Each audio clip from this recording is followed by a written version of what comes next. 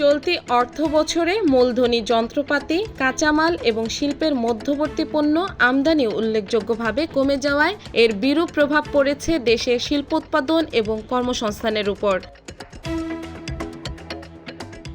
২১ মে বাংলাদেশ পরিসংখ্যান ব্যুরো প্রকাশিত তথ্যে দেখা যায়, চলতি ২০২৪ অর্থবছরে দেশের ফ্যাক্টরি আউটপুট বা শিল্পোৎপাদনের প্রবৃদ্ধি মাত্র ৬.৬৬% নেমে এসেছে, যা গত বছর ছিল ৮.৩৭%।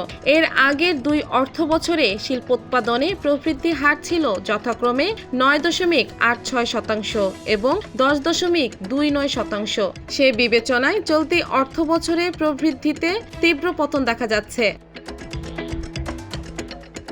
বাংলাদেশ ব্যাংক প্রকাশিত আমদানি ব্যয় সংক্রান্ত সর্বশেষ প্রতিবেদনে বলা হয়েছে, ২০২২-২৩ অর্থবছরে জুলাই থেকে মার্চ সময়ে আগের অর্থবছরের একই সময়ের তুলনায় সামগ্রিকভাবে আমদানি কমেছে ১৫.৫%। চলতি অর্থবছরের প্রথম ৯ মাসে ৪,৯২১.৭ কোটি ডলার মূল্যের পণ্য আমদানি হয়েছে, যা আগের অর্থবছরের একই সময়ে ছিল ৫,৮২৭.৪৭ কোটি ডলার।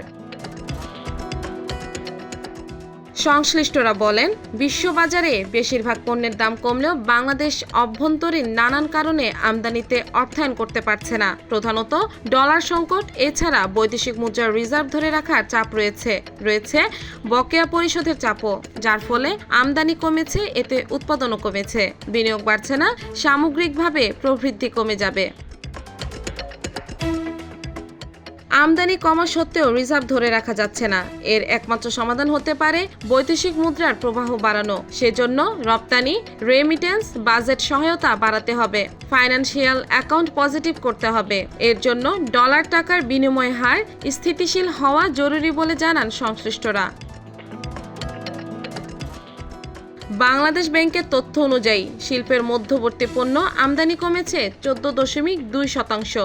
চলতি অর্থবছরে প্রথম ৯ মাসে ২৯৬.৬২ কোটি ডলারের মধ্যবর্তী পণ্য আমদানি হয়েছে। আগের অর্থবছরের জুলাই থেকে মার্চ সময়ে আমদানি করা হয়েছিল ৩৪৫.৫৭ কোটি ডলারের মূল্যের মধ্যবর্তী পণ্য। এই ধরনের পণ্য সাধারণত শিল্পের ফিনিশড প্রোডাক্ট উৎপাদনে ব্যবহৃত হয়।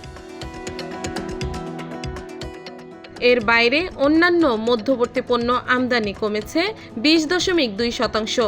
চলতি বছরের প্রথম ৯ মাসে ৭১.৫ কোটি ডলারের ক্লিংকার আমদানি হয়েছে, যেটি আগের অর্থবছরের একই সময়ে হয়েছিল ৯২.৭০ কোটি ডলারের। একইভাবে তেলবীজ ১০.১%, কেমিক্যাল পণ্য ৭.২%, সার ৪৭.৪%, প্লাস্টিক ও রাবার পণ্য ১৩.৮% এবং লোহা, ইস্পাত ও বেশ ধাতু আমদানি কমেছে ৮.৭%। এই ৯ মাসে দেশের প্রধান রপ্তানি পণ্য তৈরি পোশাক সম্পর্কিত পণ্যের আমদানি কমেছে ৯.১%। ২০২৩-২৪ অর্থ বছরের প্রথম ৯ মাসে ১,২১৭.২২ কোটি ডলারের তৈরি পোশাক সম্পর্কিত পণ্যের আমদানি কমেছে। আগের অর্থ বছরের জুলাই থেকে মার্চ পর্যন্ত সময়ে এ খাতে ১,৩৩৯.৭৩ কোটি ডলারের পণ্য আমদানি হয়েছিল। এর মধ্যে সবচেয়ে বেশি ২৪.৯% আমদানি কমেছে কাঁচা তুলার। চলতি অর্থ বছরের প্রথম ৯ মাসে ২৫৮.৩৪ কোটি ডলারের কাঁচা তুলা আমদানি হয়েছে, যা আগের অর্থ বছরের একই সময়ে হয়েছিল ৩৪৩.৯০ কোটি ডলারের। এছাড়া সুতা আমদানি ১০.২%, টেক্সটাইল এবং এর সামগ্রিক ৮.২%, ফাইবার ৬.১% এবং ডাইং ও টেনিং সামগ্রী আমদানি ৩.১% কমেছে। মূলধনী পণ্য আমদানি পরিস্থিতিও খুব ভালো নয় দেখা যাচ্ছে। চলতি অর্থ বছরের প্রথম ৯ মাসে আগের অর্থ বছরের একই সময়ের তুলনায় মূলধনী পণ্য আমদানি কমেছে ২২.৫%। চলতি অর্থ বছরের জুলাই থেকে মার্চ সময়ে ৮০৬.৭৪ কোটি ডলারের মূলধনী পণ্য আমদানি হয়েছে, যা আগের অর্থ বছরের একই সময়ে ছিল ১,০৪০.৬৮ কোটি ডলার।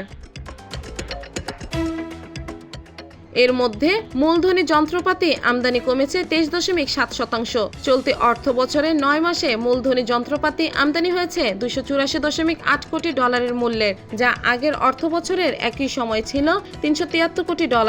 এছাড়া অন্যান্য মূলধনী পণ্য আমদানি কমেছে 21.8%। লোহা, ইস্পাত ও অন্যান্য বেস মেটাল আমদানি কমে যাওয়ার প্রসঙ্গে দেশে উন্নয়ন কর্মকাণ্ড আগের তুলনায় ধীর গতি হওয়ায় এই ধরনের পণ্যের চাহিদা কমেছে, যে কারণে কোম্পানিগুলোর উৎপাদন কমেছে। কাঁচামাল আমদানিও কমে গেছে। ডলার সংকট, ডলারের উচ্চমূল্য ও কিছু পণ্য অবৈধভাবে বাজারে আসার কারণে বড় বড় আমদানিকারকরা আমদানিতে নিরুৎসাহিত হচ্ছেন। বিবিএস প্রকাশিত 2024 সালের জানুয়ারি থেকে মার্চ সময়ে শ্রমশক্তির জরিপের তথ্য অনুযায়ী দেশে বেকার লোকের সংখ্যা 25,90,000 জন। গত ডিসেম্বরে যা ছিল 24,70,000 জন।